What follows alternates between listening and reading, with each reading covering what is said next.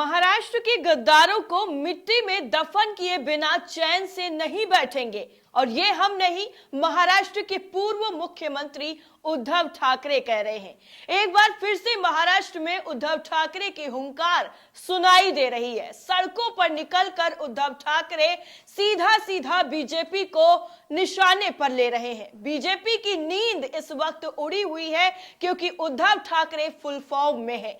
जिस तरह से इस बार उद्धव ठाकरे का जज्बा, उनकी हिम्मत नजर आ रही है, उससे उन लोगों को सचेत हो जाना चाहिए जो उद्धव ठाकरे को धोखा देकर सत्ता की कुर्सी पर काबिज हुए हैं।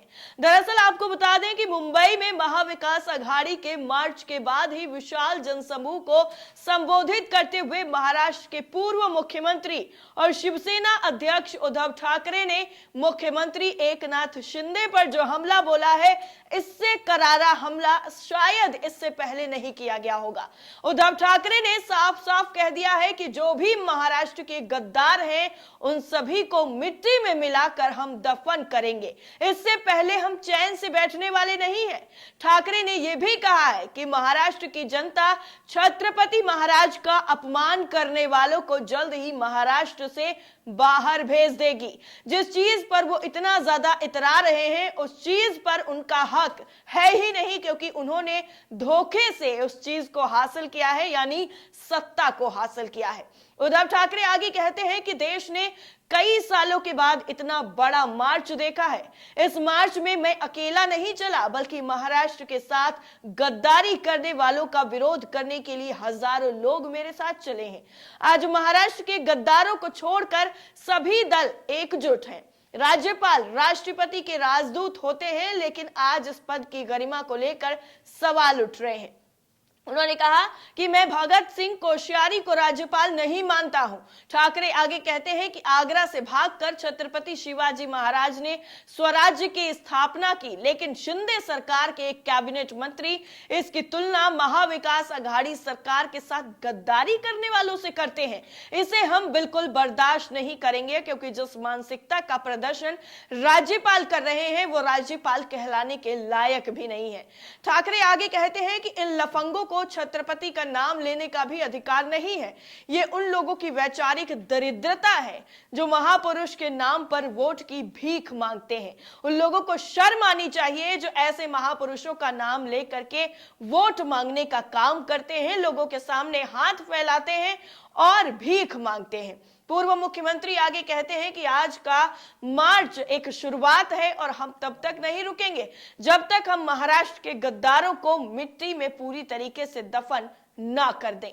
जिस वक्त उद्धव ठाकरे इस मार्च में पैदल चल रहे थे, उस दरमियान ठाकरे की पत्नी रश्मि ठाकरे, उनके बेटे आदित्य ठाकरे भी एमवीए के इस मार्च में महाराष्ट्र सरकार के खिलाफ बिगुल फूंक रहे थे। और आदित्य ठाकरे का अपना एक अलग ही रुतबा बन गया है।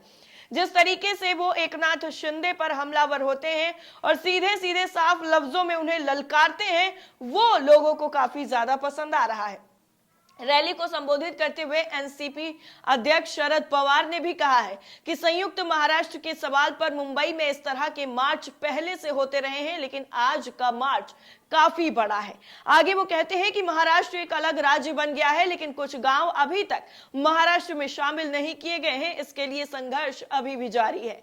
पवार ने कहा है कि हम सभी आज के मार्च में महाराष्ट्र के सम्मान के लिए एक साथ आए हैं। वो कहते हैं कि सत्ता में बैठे लोग छत्रपति शिवाजी महाराज का अपमान कर रहे हैं, जिसे हम लोग कभी बर्दाश्त नहीं करेंगे।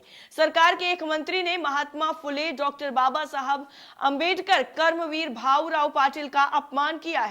पवार कहते हैं कि जब शिक्षा की कोई व्यवस्था नहीं थी, तो इन्हीं महापुरुषों ने साधारण घरों के बच्चों को शिक्षा के द्वार खोल दिए थे। लेकिन एक मंत्री कहते हैं कि इन महापुरुषों ने भीख मांगी थी। जब से राज्य में नई सरकार आई है, महापुरुषों को बदनाम करने की होड़ शुरू हो गई है, लेकिन महाराष्ट्र की जनता ऐसे लोगों को सबक सिखाए बिना नहीं रहेगी। ये साफ तौर पर कहना है शरद पवार का। उधर कांग्रेस प्रदेश अध्यक्ष नाना पटोले ने भी कह दिया है कि जब से राज्य में शिंदे फडणवीस सरकार सत्ता में आई है, सीमा विवाद का मुद्दा दोबारा से उठ गया है। सीमावर्ती गांवों में पड़ोसी राज्य को दिए जाने की मांग जोर पकड़ रही है। इसके अलावा महापुरुषों का अपमान, सीमा विवाद, महंगाई और बेरोजगारी का मुद्दा भी काफी ज्यादा अहम है, जिस पर हम सभी लोग मिलकर एक स्वर में आवाज को बुलंद करेंगे। उन्होंने महाविकास अघाड़ी का महामोर्चा इन सभी मुद्दों को लेकर शिंदे फडणवीस सरकार को अल्टीमेटम देने के लिए आयोजित किया। और पटोले कहते हैं कि स्वर्गीय यशवंत राव चौहान जब से महाराष्ट्र की स्थापना के लिए मंगल कलश लेकर आए हैं, तब से महाराष्ट्र को एकजुट रखने की कोशिश की जा रही है, लेकिन अब राज्य में शिंदे फडणवीस यानी ईडी सरकार आने के बाद महाराष्ट्र के टुकड़े करने की साजिश रची जा रही है। लेकिन हम बीजेपी को इस मंसूबे में कामयाब नहीं होने देंगे, जिसके लिए हमें चाहे कुछ भी करना पड़े। विधानसभा में विपक्ष के नेता और राष्ट्रवादी कांग्रेस पार्टी के नेता अजीत पवार ने कहा है कि महाराष्ट्र के स्वाभिमान को बनाए रखने के लिए यह मोर्चा निकाला गया है। उन्होंने भी कहा कि भाजपा नेता लगातार महापुरुषों का जिस तरीके से अपमान कर रहे हैं, लेकिन भाजपा नेताओं के पीछे मास्टरमाइंड कौन है, इसका खुलासा होना चाहिए।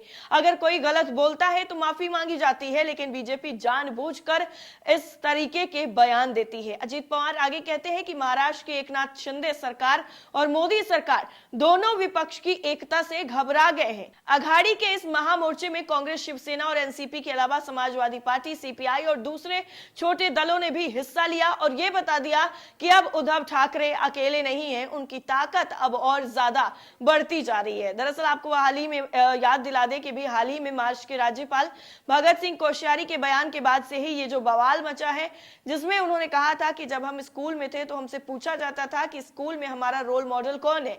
उस वक्त हम छात्र वही कहते थे जो हमें अच्छा लगता था, यानी कुछ लोग सुभाष चंद्र बोस को पसंद करते थे, कुछ नेहरू को, कुछ गांधी जी को, जिसे जो अच्छा समझता था उसी का नाम लेता था।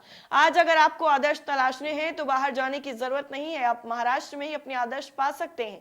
अगर कोई आपसे पूछता है कि आपके नायक कौन है, तो मुझे लगता है कि आप इसे यहाँ प्राप्त कर सकते हैं। शिवाजी पुराने वक्त के आदर्श हैं, मैं एक नए युग की बात कर रहा हूं। डॉक्टर अंबेडकर से डॉक्टर यहां तक नितिन गडकरी भी आपको यहीं पर मिल जाएंगे।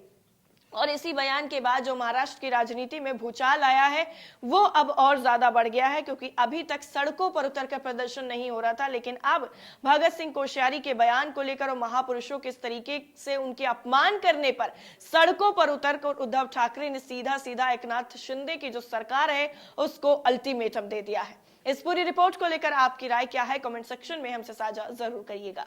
जय हिंद।